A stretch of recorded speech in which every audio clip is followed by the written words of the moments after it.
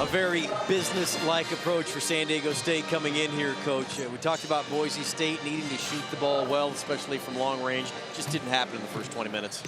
You think? 0 for 10. San Diego State, very impressive. 60% shooting from the field, only 2 turnovers, and they've held Boise State to 33%. Let's revisit our keys to the game. They're brought to you by Ram Trucks. Guts, glory, Ram. San Diego State guard to 3, obviously an A++ there. Boise State 0 for 10 from the 3-point stripe. And don't settle, meaning don't take too many 3-point shots. They've done a nice job of sharing the ball, 6 points in the paint and finding themselves at the free throw line. Boise State, on the other hand, again, needed to shoot it in for the season, 34% tonight, 0 for, and they needed to share the ball to create some offense, but 1 assist versus 5 turnovers.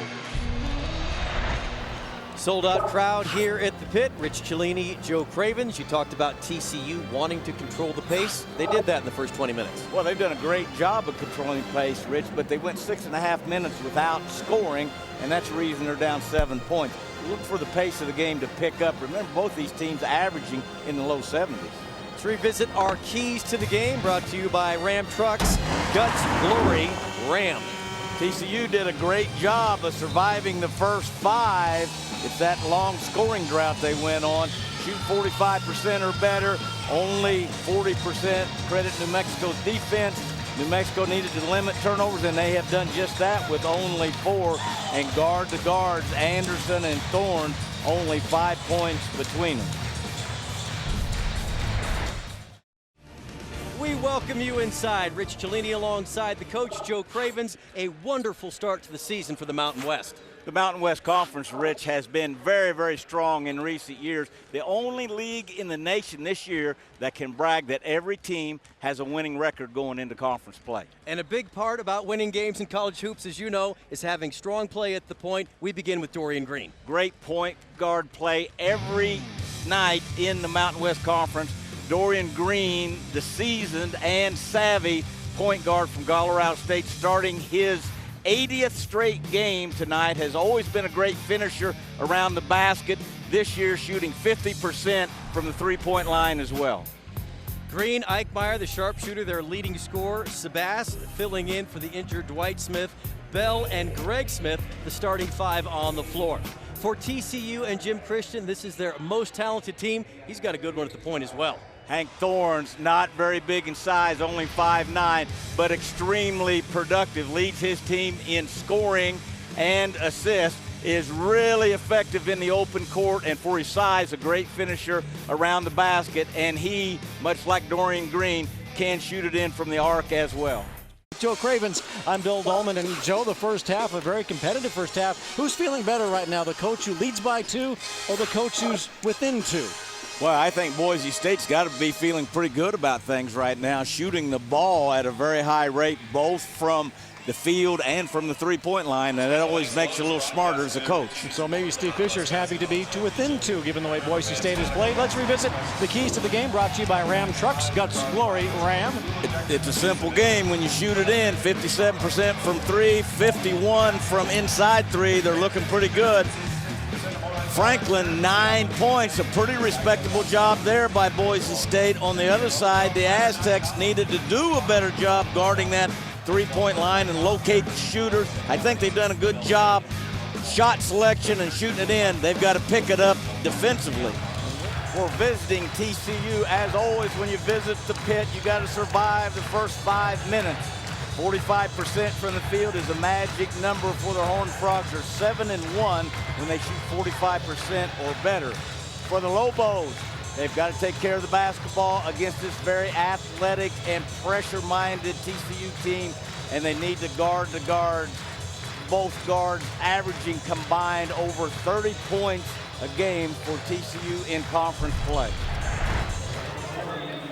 So TCU has been very efficient that time. A nice steal by Williams, creating easy offense at the other end. TCU answers. Remember, I said they needed a good possession here. Not only a good possession, a great possession. Look at Amric Fields at 6'9", knocking down that 3-point shot. He's hit really big shots. TCU has had an unbelievable amount of close games this year. 10 games decided by 6 points or less, and they are 9-1 in those games. And Rich, you've heard me mention it before. I think your level of success depends on how many close games you win and what kind of year your seniors have. Here's that. Thorne's really getting into Adams there on that block out. Two pretty tough kids going at it there.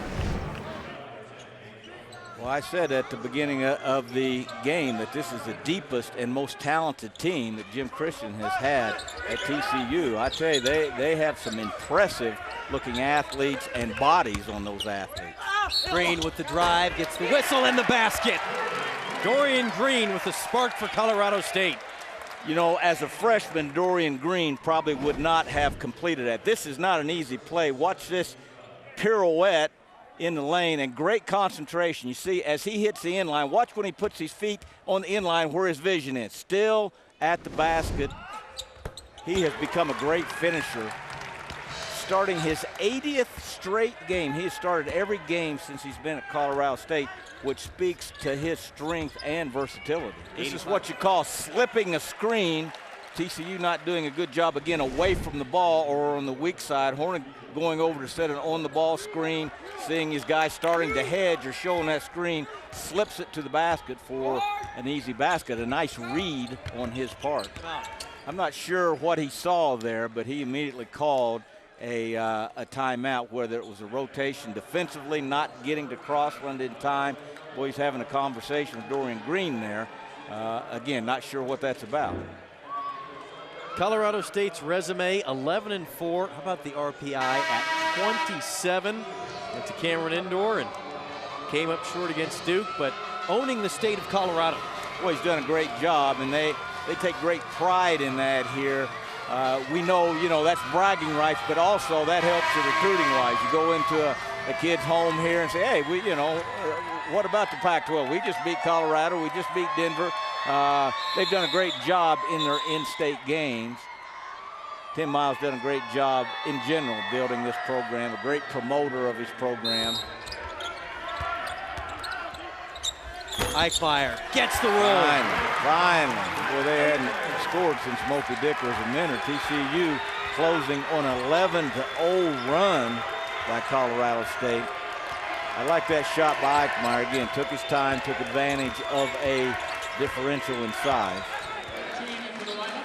Maybe as impressive as any one game by a player this season in college basketball. 31-16 by Green. Turnaround. Well, really good around the basket, like I said, and with those long arms. As we said earlier, the only guard in the nation to have a 30-15 game. It's kind of hard for me to imagine him being characterized as a guard, but essentially they play four guards. One of two teams in the league, them and the Rams of Colorado State, that kind of play small ball. And I've always said as a coach, you can create more mismatches playing small than you can big. I think maybe size, while you have to have some, Rich, may be the most overemphasized thing in basketball. See, you were talking about, Coach, Anthony Marshall is a guy who somehow manages to fly just a tiny bit under the radar. He's got to be considered one of the top 5 players in the conference. You know, I do, and you and I do a game, at least one game a week in the Mountain West Conference. I started looking at the conference stats. I had no idea Anthony Marshall was having this good of a conference season. 5th in the league in scoring, 10th in free throw percentage, 7th in rebounding, 2nd in assists, and 4th in steals. It's very hard not to have him on the first 5 of the All-Mountain West Conference team. So I talked a lot to UNLV staff today about why his stats are down. And he's kind of hit what coaches refer to as the freshman wall, even though he's not a freshman. Now, keep in mind, this kid played sparingly at UCLA as a freshman. He sat out last year. So this is the first year he's really played in college basketball, and I think he's on the road win, and that old saying, any road win's a great road win. You got that right, and in this league, they're few and far between. So this was a good win for us. We escaped by the skin of our teeth and got lucky at our place by 2. And I thought the first half we made a lot of shots, and did a pretty good job of not giving them a lot of really good, easy looks. I use this term so many times because tonight's the first time I've seen your team. What a great businessman-like attitude your team has. They just go about their business and just kind of take care of things. I've been very proud of them. We lost so many pieces from last year, and everybody that came back had new responsibilities and added responsibilities. So the way they've meshed, the way they've fought, we've gotten behind games, we haven't panicked, and we've got a good basketball team. You have the ability to play fast or slow, and I thought you showed both those tonight. I do agree with that. I think we've got people that know how to play, that enjoy playing with one another, and have a knack for making each other a little bit better. One tough road game left, and that's not going to be easy, as you say, at TCU. You got that right. They've beaten everybody going in there, so we got one to go, and I'm so proud that we are where we are. We've got one game to go with a chance to at least get a piece of the conference title, and that would be phenomenal. Well, congratulations. You've done a great job. I sure enjoyed watching your team tonight. Thank you, Joe. I appreciate it, and I'm glad I finally had a chance to see you this year. Thanks, T. Take care. Coach Alford, good win. I thought you were able to wrestle the tempo of the game away from TCU as the game wore on. Well, I think this week we learned a lot about ourselves defensively. We've been playing pretty solid defense, Coach, all year long, and last week against San Diego State in the second half, that wasn't us, and obviously UNLV second half, we didn't guard anything. So I thought this week the crucial thing was getting back to playing the way we've been playing defensively, and we took Colorado State, who I think is really good offensively, and TCU is very dangerous, and held them in the low 50s both times. So very good defense for us. Tony Snell got on track tonight offensively. Yeah, I thought Tony was really good, and Kendall, for a sophomore who's all been about his offense, I thought the job he did on Thorns might have been the biggest key to the game. Big scoring from your bench again?